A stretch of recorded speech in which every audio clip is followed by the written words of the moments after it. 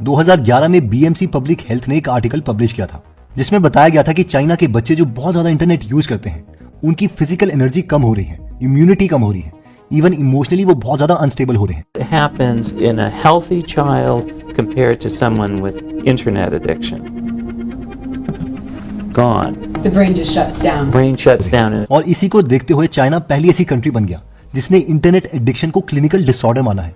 उन्होंने यहां तक कह दिया कि उनके टीनेजर पॉपुलेशन के लिए internet number 1 public health threat है। जून 2012 में फेसबुक एक रिपोर्ट पब्लिश करता है जिसके बाहर आते ही फेसबुक यूजर्स गुस्सा हो जाते हैं। एक्चुअली जनवरी में फेसबुक ने 689,000 लोगों के न्यूज फीड में मैनिपुलेशन की, जिसकी वजह से कुछ लोगों के न्यूज फीड पर सिर्फ पॉजिटिव पोस्ट दिख रही थी जैसे कि क्यूट बेबी पिक्चर्स, और कुछ लोगों की न्यूज फीड में सिर्फ नेगेटिव पोस्ट दिख रही थी जैसे कि मरे हुए कुत्तों की तस्वीरें। एक हफ्ते तक इसे कंटिन्यू रखा गया और सबसे बड़ी बात तो यह थी कि इसके बारे में उन फेसबुक यूजर्स को पता ही नहीं था। इसके बाद जब फेसबुक ने इस एक्सपेरिमेंट को एनालाइज किया तो पता चला कि जो लोग पॉजिटिव पोस्ट देख रहे हैं वो खुद भी पॉजिटिव ही पोस्ट कर रहे थे, और जो लोग नेगेटिव न्यूज देख रहे थे वो लोग नेगेटिव चीजें ही अपलोड कर रहे थे। इस रिपोर्ट से हमें यह चीज तो क्लियर है कि सोशल मीडिया हमारे इमोशंस के साथ डायरेक्टली खिलवाड़ करता है। जरा सोचिए कि जब हम कोई भी स्टूपिड इंस्टाग्राम रील या फिर यूट्यूब शॉर्ट्स देखते हैं तो इससे हमारी मेंटालिटी पे क्या फर्क पड़ता होगा। और आज की ये वीडियो इसी टॉपिक के ऊपर है। Negative impact 1, it destroys your work. Open university of Netherlands के प्रोफेसर पॉल क्रिश्चियन और उनकी टीम ने 2010 में एक रिसर्च की। इस रिसर्च का पर्पस ये पता लगाना था कि क्या फेसबुक यूज करने वाले स्टूडेंट्स का मार्क्स पर असर पड़ता है या नहीं। यहां पर एक एक्सपेरिमेंट किया जाता है फेसबुक और इंस्टाग्राम यूजर्स और नॉन यूजर्स के बीच में। यह सर्वे 5 सेक्शन में डिवाइडेड था। सेक्शन 1 में बच्चों की एज पूछी गई और उनका स्कूल में रैंक। सेक्शन 2 में एकेडमिक इंफॉर्मेशन ली गई, उनसे मार्क्स पूछे गए और वो कितने घंटे पढ़ाई करते हैं ये पूछा गया। सेक्शन 3 में पूछा गया कि वो कितने घंटे कंप्यूटर और इंटरनेट चलाते हैं। सेक्शन 4 में पूछा गया कि क्या वो फेसबुक और इंस्टाग्राम भी यूज करते हैं और अगर करते हैं तो कितने टाइम। सेक्शन 5 में उनकी एकेडमिक परफॉर्मेंस ट्रैक की गई। जब रिजल्ट्स बाहर आए तो ये पता चला कि जो लोग फेसबुक और इंस्टाग्राम चलाते थे उनका स्कोर दूसरे ग्रुप से बहुत कम था। जहां पर फेसबुक यूजर्स हफ्ते में सिर्फ 5 घंटे पढ़ाई करते थे, वहीं पर नॉन फेसबुक यूजर्स 11 से 15 घंटे हर हफ्ते पढ़ लेते थे। जब फेसबुक यूजर से पूछा गया कि क्या फेसबुक का उनके एकेडमिक्स पर कोई इंपैक्ट पड़ता है तो इस पर उन्होंने कहा कि हाँ, वो उन्हें उनकी पढ़ाई से दूर ले जाता है और वो स्कूल के काम को टालने लगते हैं। इन शॉर्ट, इस स्टडी का कंक्लूजन ये था कि स्मार्टफोन की वजह से लो एकेडमिक स्कोर आते हैं। Negative impact 2, it destroys your focus. University of California के प्रोफेसर ग्लोरिया मार्क और उनकी टीम ने एक रिसर्च कंडक्ट की। इसका मकसद ये पता करना था कि फोकस वाला काम करते हुए मल्टीटास्किंग और इंटरप्शन से हमारी मेंटल हेल्थ पर क्या फर्क पड़ता है। इस एक्सपेरिमेंट में कुछ ऑफिस एम्प्लॉइज को एक एक्सपेरिमेंट में शामिल किया गया और उन्हें ह्यूमन रिसोर्स मैनेजर का रोल सौंपा गया। इन लोगों का काम था कि कंपनी की ईमेल्स का रिप्लाई करना। इन्हें ईमेल में इस तरह के सवाल पूछे गए थे जैसे कि कंपनी में इंटर्नशिप के लिए इंफॉर्मेशन कहां से मिलेगी एक्सेट्रा। इन्हें इंटरप्ट करने के लिए एक मैनेजर को दूसरे रूम में बिठाया गया जिसका काम था इनको बीच बीच में फोन करना। यहाँ पर इन लोगों को 3 कैटेगरीज में डिवाइड किया गया। पहली कैटेगरी के लोगों को फोन करके इंटरप्ट नहीं किया जाएगा, दूसरी कैटेगरी में इंटरप्शन हमेशा सेम रहेगी और तीसरी कैटेगरी में इंटरप्शन चेंज होती रहेगी। जैसे ही एक्सपेरिमेंट स्टार्ट हुआ इनसे डिफरेंट क्वेश्चंस पूछे जाने लगे जैसे कि हम जल्दी ही पार्टी ऑर्गेनाइज करने वाले हैं, क्या लगता है कितना खर्चा आएगा। जब इसके बाद में रिजल्ट को एनालाइज किया गया तो पता चला कि नो इंटरप्शन में वो लोग सबसे बेटर परफॉर्म कर रहे थे, जबकि सेम कॉन्टेक्स्ट इंटरप्शन और डिफरेंट कॉन्टेक्स्ट इंटरप्शन वाली कैटेगरी में बहुत ही ज्यादा स्ट्रेस, फ्रस्ट्रेशन, टाइम प्रेशर और बहुत ज्यादा एफर्ट लग रहा था। हम इस टेबल में ये सारे रिजल्ट्स देख सकते हैं। इससे हमें साफ पता चलता है कि मल्टीटास्किंग और इंटरप्शन की वजह से हमारी मेंटल हेल्थ पर बहुत बुरा असर पड़ता है। Negative impact 3, you won't be able to achieve anything in life. Bennett Fordy, जो कि न्यूयॉर्क यूनिवर्सिटी गेम सेंटर में एक प्रोफेसर है और गेम डेवलपर भी है, उनका कहना है कि उन्होंने बहुत सी गेम्स खेली हैं लेकिन वो कभी भी वर्ल्ड ऑफ वॉरक्राफ्ट गेम नहीं खेलेंगे। ये गेम एक मल्टीप्लेयर गेम है और उनका मानना है कि अगर उन्होंने ये गेम खेला तो इससे उनका इतना टाइम वेस्ट होगा कि लाइफ में वो अपने इंपॉर्टेंट काम कर ही नहीं पाएंगे। इसमें सबसे शॉकिंग बात तो यह है कि एक गेम डेवलपर का तो काम ही होता है कि वो पब्लिक को वीडियो गेम्स खेलने के लिए प्रमोट करे, लेकिन ये कितनी बड़ी बात है कि एक गेम डेवलपर खुद ही पब्लिकली गेम ना खेलने के लिए बात कर रहा है। गेम्स हमारी मेंटल हेल्थ पर कितना बुरा असर डाल सकती है हम इसे एक रिसर्च से समझते हैं। 2007 में जर्मन स्पोर्ट यूनिवर्सिटी में हार्वर्ड के न्यूरो साइंटिस्ट मार्कस ने एक एक्सपेरिमेंट किया। ये एक्सपेरिमेंट 12 से 14 साल की उम्र के लड़कों पर था जो कि अपना होमवर्क खत्म करने के बाद 1 घंटा या तो गेम खेलते थे या फिर वो मूवीज देखते थे जैसे कि हैरी पॉटर एक्सेट्रा। रिसर्चर्स ये चेक करना चाहते थे कि इससे उनके ब्रेन वेव पैटर्न में क्या इंपैक्ट पड़ता है। जब रिजल्ट सामने आए तो ये पता चला कि गेम खेलने से उनकी स्लीपिंग क्वालिटी पर बहुत बुरा इंपैक्ट पड़ रहा था एज कंपेयर टू मूवी देखना। इस स्टडी में यह भी पता चला कि होमवर्क में किए हुए वोकैबुलरी वर्ड्स भी वो एकदम भूल रहे थे। मार्कस कहते हैं कि ऐसा इसलिए हो रहा था क्योंकि गेमिंग की एक्सपीरियंस ने ब्रेन में रिकॉर्डेड वोकैबुलरी को धुंधला कर दिया था। वो कहते हैं कि जब भी आप वोकैबुलरी पढ़ते हो और फिर उसके बाद जब कुछ ऐसा करो जिससे आपके अंदर स्टिमुलस बढ़ जाता है, तो फिर ब्रेन को ये डिसाइड करना पड़ता है कि कौन सी इन्फॉर्मेशन को स्टोर करना है और कौन सी इन्फॉर्मेशन को स्टोर नहीं करना है, जिससे हमारा ब्रेन हमेशा वो वाली इन्फॉर्मेशन स्टोर करेगा जिसमें उसे ज्यादा इमोशनल स्टिमुलस मिल रहा है, जो कि इस केस में गेम है। इतना ही नहीं, बेशक आप एक्चुअल में गेम ना भी खेलो, अगर आपके मोबाइल में गेम का आइकन भी है तो भी वो आपके परफॉर्मेंस को डिक्रीज करेगा। Negative impact 4, it destroys your relationship. Adam Walter अपनी बुक इररेजिस्टिबल में बताते हैं कि 2013 में 2 साइकोलॉजिस्ट ने काफी सारे स्ट्रेंजर्स को इनवाइट किया।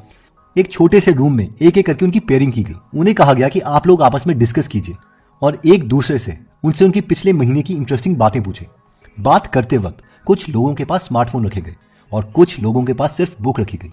रिजल्ट्स में पता चला कि जिन पेयर के पास फोन रखे हुए थे वो बहुत अच्छे से बॉन्डिंग नहीं कर पा रहे थे, वहीं दूसरी तरफ जिनके पास बुक रखी थी उनमें बहुत अच्छी बॉन्डिंग देखी गई। इसलिए रिसर्चर्स कहते हैं कि हमें फोन का यूज जितना कम हो उतना करना चाहिए। इसी से एडम वॉल्टर भी सहमत है और वो अपनी टेड टॉक में कहते हैं कि उन्होंने एक अपने घर में रूल बनाया है कि वो लोग कभी भी फोन फूड टेबल पर नहीं यूज करेंगे।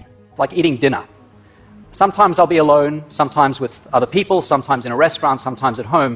But the rule that I've adopted is I will never use my phone at the table. It's far away as possible. Because we're really bad at resisting temptation, but when you have a stopping cue that every time dinner begins, my phone goes far away, you avoid temptation altogether. Even की Adam ये भी बताते हैं कि Steve jobs ने जब iPad launch किया था तब एक जर्नलिस्ट ने उनसे कहा था कि आपके बच्चों को तो आईपैड बहुत पसंद आया होगा। इस पर स्टीव जॉब्स ने कहा नहीं, मेरे बच्चे आईपैड यूज नहीं करते। जरा सोचिए कि अपने आप में कितनी बड़ी स्टेटमेंट है कि जिस इंसान की कंपनी ने आईपैड बनाया वो अपने ही प्रोडक्ट को अपने परिवार को यूज नहीं करने दे रहा है। ऐसी और भी बहुत अमेजिंग बातें हैं स्टीव जॉब्स के बारे में। अगर आप वॉल्टर आइजैक्सन की बुक स्टीव जॉब्स पर पढ़ना चाहते हैं तो आप गीगल एप्लीकेशन डाउनलोड कर सकते हैं, जहां पर 180 से ज्यादा फ्री बुक समरीज अवेलेबल है और हर संडे हम इसमें एक फ्री बुक समरी ऐड करते हैं। आप इसे एक बार डाउनलोड जरूर कीजिए। आई नो ये आपका जिंदगी भर बेस्ट फ्रेंड रहेगा। तो अगर आप इस ऐप में इंटरेस्टेड हैं तो इसका लिंक मैं डिस्क्रिप्शन और फर्स्ट कमेंट में दे दूंगा। तो वापस आते हैं टॉपिक की तरफ और अब बात करते हैं सॉल्यूशंस की। Solution 1, do not use phone before sleeping. National library of medicine में 2018 में एक रिसर्च पेपर पब्लिश हुआ। इस रिसर्च के लिए 437 लोगों को बुलाया गया और फिर उनसे सवाल जवाब किए गए, जैसे वो कब से फोन यूज कर रहे हैं और उन्हें क्या हेल्थ इश्यूज आ रहे हैं। सारे क्वेश्चंस को एनालाइज किया गया और फिर जब रिजल्ट बाहर आए तो ये पता चला कि 21.6% लोगों में हेडेक, 4% लोगों में स्लीप डिस्टर्बेंस, 3.9% लोगों में टेंशन, 3% लोगों में फटीग और 2.4% लोगों में डिजीनेस पाई गई, जो कि डायरेक्टली कोरिलेटेड है कि वो कितने देर तक फोन को यूज करते हैं। अब हम ये अंदाजा लगा सकते हैं कि फोन हमारे लिए कितना खराब हो सकता है। इसलिए हमें रिसर्चर्स रेकमेंड करते हैं कि हम फोन का यूज कम से कम करें, स्पेशली सोने से पहले। Solution 2, adjust your phone setting to limit certain applications. जब हम सोशल मीडिया यूज करते हैं तो हमें पता ही नहीं चलता कि कब हमने एक ऐप यूज करते करते घंटों बिता दिए, और इसलिए हमारे फोन में ऐसी सेटिंग्स हैं जिनको हम यूज कर सकते हैं टाइम लिमिट करने के लिए। आईफोन में स्क्रीन टाइम और एंड्रॉइड में डिजिटल वेलबींग के नाम से ये फीचर है, जिसका इस्तेमाल करके हम हमारी लाइफ के लाखों घंटे वेस्ट होने से बचा सकते हैं। अगस्त 2020 में एक रिसर्च पेपर पब्लिश किया गया था, जिसके हिसाब से जो लोग अपने फोन में इन फीचर्स को यूज कर रहे थे वो अपनी लाइफ में ज्यादा हेल्दी और हैप्पी हो रहे थे। वहीं दूसरी तरफ जो लोग इन फीचर्स को यूज नहीं कर रहे थे उन्हें काफी प्रॉब्लम्स हो रही थी, जैसे कि मेंटल, इमोशनल और ओवरऑल हेल्थ पर भी असर पड़ रहा था। तो इसलिए जरूरी है कि हम इन फीचर्स को यूज करें। Solution 3, take periodic breaks from technology. Everyday Health एक वेबसाइट है जिसका मकसद है लोगों को बेटर लाइफस्टाइल जीने के लिए जागरूक करना। इस वेबसाइट में एक आर्टिकल पब्लिश किया गया जो कि मेडिकली रिव्यूड भी है। इस आर्टिकल में बताया गया है कि आपको समय समय पर अपनी एप्लीकेशन से ब्रेक लेना चाहिए और उन्हें अनइंस्टॉल करते रहना चाहिए, और जब हम एप्लीकेशन को यूज कर लें तो वहां से लॉग आउट कर लो। अब इससे होगा ये कि हम खुद एक स्टेप बढ़ा रहे हैं, इसलिए नेक्स्ट टाइम हमें लॉग इन करने का खुद मन ही नहीं करेगा। Solution 4, use 20-20-20 rule. जब हमारा ज्यादातर समय स्क्रीन के सामने गुजरता है तो इससे आई स्ट्रेन की सिचुएशन बन जाती है। अमेरिकन ऑप्टोमेट्रिक एसोसिएशन और American academy of ophthalmology recommend करते हैं कि ये एक इफेक्टिव टेक्निक है जो आई स्ट्रेन को कम कर सकती है।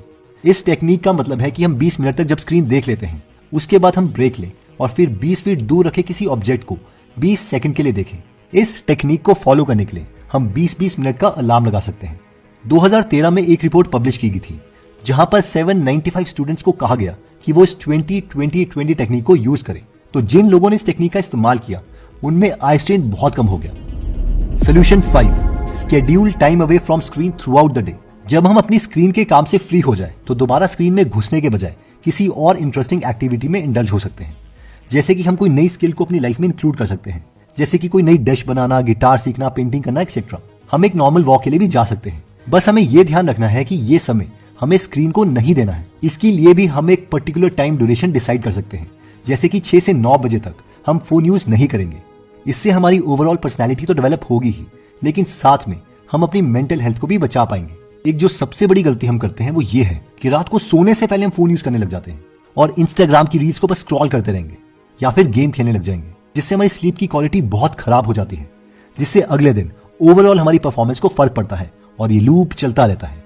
ओके दोस्तों, तो ये सारी प्रॉब्लम्स और सोल्यूशन है जो हमने इस वीडियो में डिस्कस करी है। अगर आप